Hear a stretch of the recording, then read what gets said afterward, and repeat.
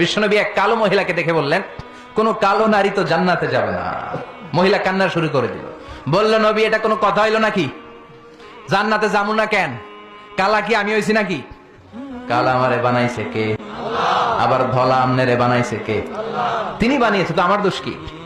ওই মহিলা কান্না শুরু করে দিয়েছেন, নবী আপনি বলেছেন 4টা কাজ করলে জান্নাতের 8টা দরজা খোলা সব নারীদের জন্য।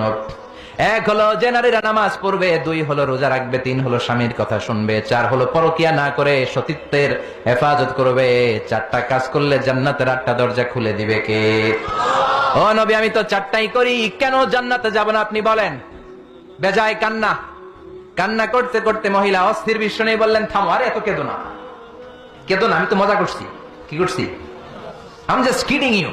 আমি মজা করেছি, আমি ফান করেছি, আমি তো রসিকতা করে বলেছি তুমি যখন জান্নাতে যাবা তখন এরকম কুচকুচে কালো